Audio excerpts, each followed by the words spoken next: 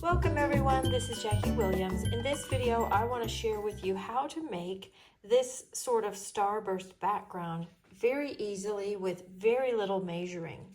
Now for the sample I'm going to make with you today, I'm going to be using the Rolling Waves stamps and die set for a nice beachy theme.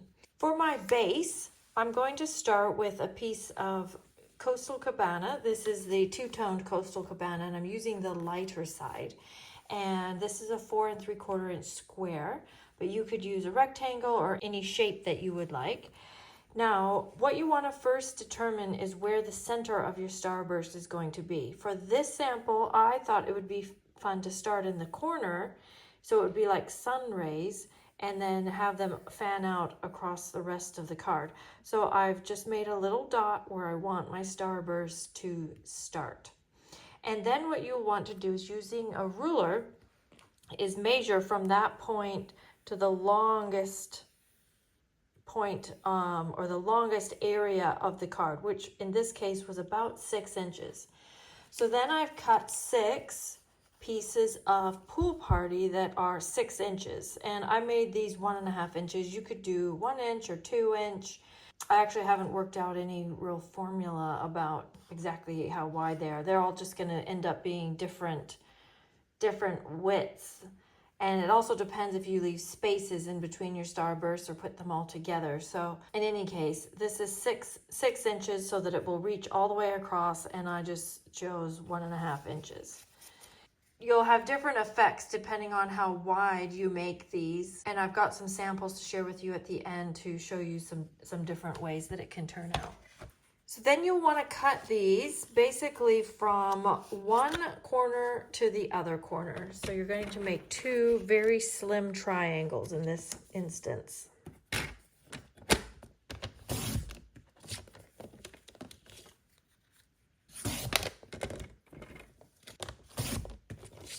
So now we have 12 triangles that are this shape. I don't remember what these kind of triangles are called. I think isosceles. Then you could just start with those, but I'm actually going to emboss some of them. I've got the Lazy Daisy, I have the new Moonlit Ferns embossing folder, and I have the plaid.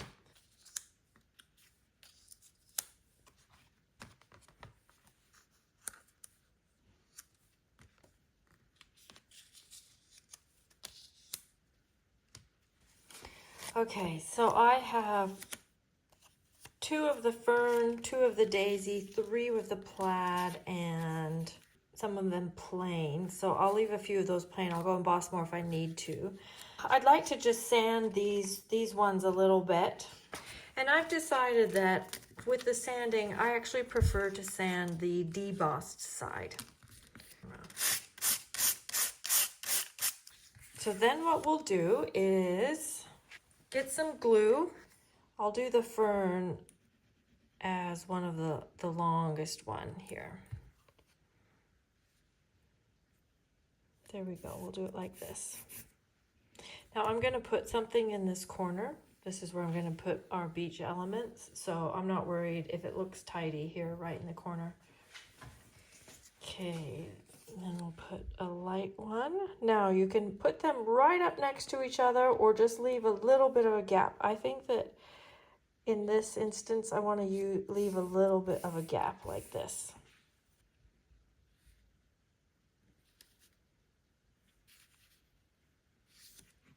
Okay, I probably could have cut these a bit skinnier because I actually didn't even use all of these ones that I made. So we've got these, I could put those on the inside or use them for something else. And we'll let that dry, and then we'll just use your scissors or your trimmer and cut the excess away.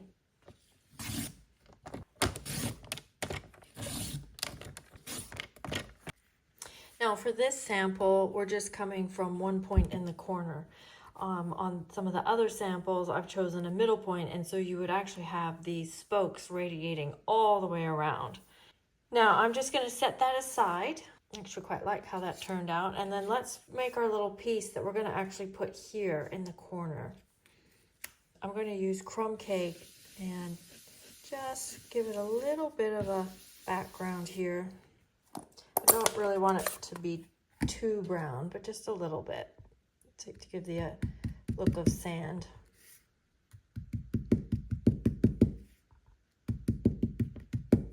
Just something like that. And then we'll make a beach towel, and I have some of the paper from the Beach Boardwalk paper pack. The printed paper looks like this. It's really nice. It's got this nice kind of orangey yellow at the bottom all the way up to a lighter yellow. And I just cut a little 1.5 by 2.5 inch square rectangle, and we'll make ourselves a little beach towel with this. I'm just going to fringe the edges. I think this is so cute.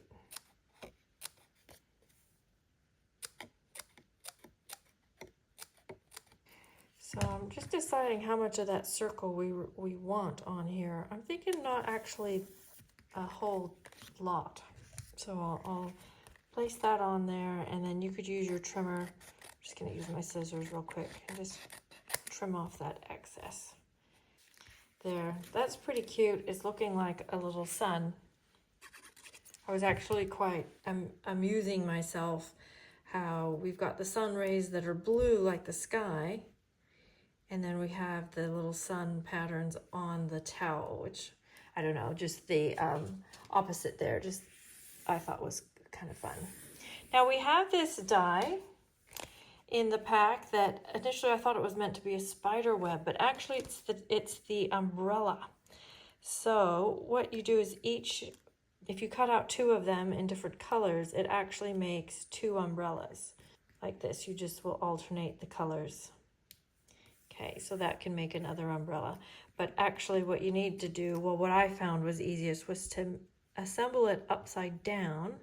And then we'll just get some tape and just adhere all those pieces together.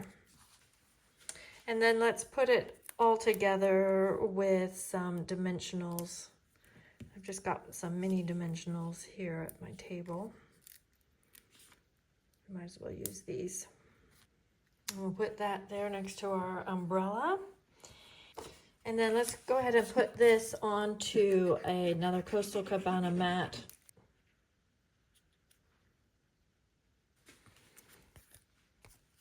And this can go on our card base, just a white card base. And then we'll just add some words, and these are right from this stamp set. Hoping your day is perfect, and I stamped that in Coastal Cabana.